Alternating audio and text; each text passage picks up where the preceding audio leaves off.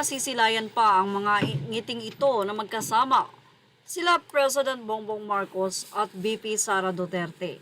Ano nga ba ang nangyari? Bakit ang unit team ay biglang natibag? Marami nga ang nalulungkot sa nangyaring ito. Dahil sa totoo lamang sobrang sinuportahan ng mga tao o sambayan ng Pilipino ang kanilang tandem.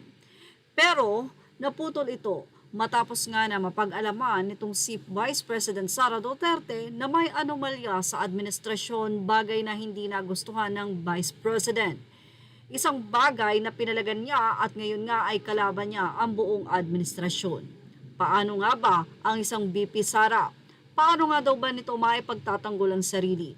Nito lamang ay nagsalita si Vice President Sara Duterte at ihinalintulad niya ang mga nangyayari sa nasabi nga pong assassination o sa nangyari noon kay former Senator Benigno Aquino, ang magulang nila Chris Aquino at ng ibang pang mga kapatid nito ay ng former President Noynoy Aquino. Diriwang ng kaarawan ni former Senator Benigno Aquino, inihayag ng pamilya Aquino ang kanilang naging sagot.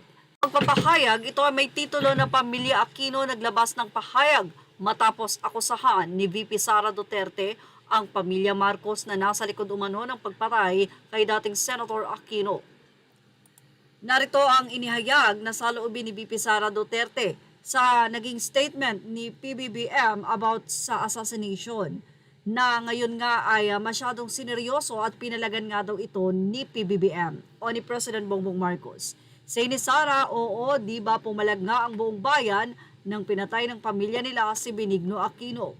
Yan ang sinasabi na kung saan ay narito naman ang mga naging pahayag ng pamilya ni former Senator Ninoy Aquino, including Chris Aquino and the rest of her siblings. Say ng mga Aquino, si Ninoy Aquino na siguro ang politikong nakaranas ng pinakamatinding panggigipit mula sa mga Marcos. At sa kabila nga daw nito, karapat-dapat na sila ay panagutin para sa kanya at sa libo-libo pang dinakip, tinorture at pinatay sa panunungkulan ni Marcos Sr. Pero narito po ang biglang pagkambyo ng mga Aquino. Gayunpaman, hanggang sa kanyang huling araw, naniniwala si Ninoy sa lakas ng mapayapang pakikibaka at noong 1986 ito ang nagpalaya sa atin mula sa kalupitan at kasakiman ng diktadura. Ito rin ang paninindigan ng naiwan niyang pamilya. Mariin naming tinututulan ng anumang bantang karahasan o pagsalang. Pagpaslang, ipanalangin natin ang ating bayan. Nangyaring pahayag na ito ay dahil sa mga matatapang na isiniwalat ni Vice President Sara Duterte sa buong mundo, sa Pilipinas at sa media, kung saan sinabi niya kung sino ang may hawak ng pondo ng bansa na 2 tao at kung ano-anong mga anomalyang nangyayari sa administrasyon. At dahil dito, tinanong nga itong si Sara Duterte kung hindi ba ito natatakot sa kanyang security. Yan ang tanong kay VP Sara Duterte. Sinugot niya man ito ni Sara dahil alam niya sa mga isinisiwalat niya ay pwede ngang mangyari na manganib ang buhay niya.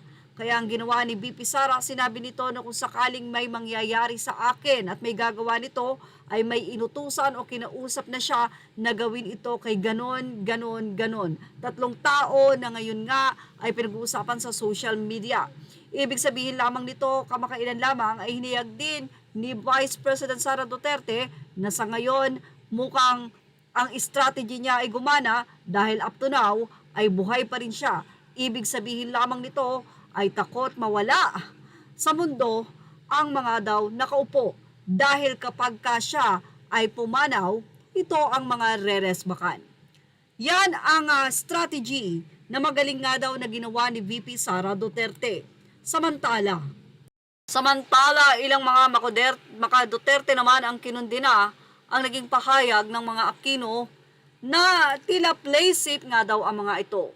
May pagkakataon, maraming beses na silang may pagkakataon na malaman kung sino talaga ang tunay na pumaslang sa kanilang mga magulang o sa kanyang magulang.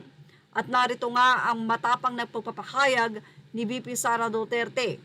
Ito ay sinabi naman ng mga Aquino na talagang na-torture at matindi ang pinagdaanan ng daddy nila sa rehimeng Marcos. Pero bandang huli ay kumambyo ang mga ito at ayaw nga daw nila ng anumang madugong labanan, kundi idaan pa rin sa mapayapang paraan.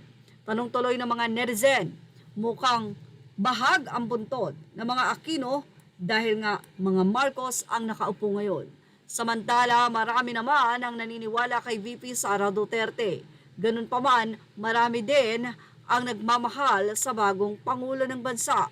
Well, sabi nga, there is divine intervention. Kung mayroon mang nakakaalam ng tunay na may kasalanan, yan ay hindi hahayaan o pahihintulutan ng Panginoon na habang buhay ay maghari. Yan ang ating showbiz now update. Thank you for watching. Images are all credit to the rightful owners.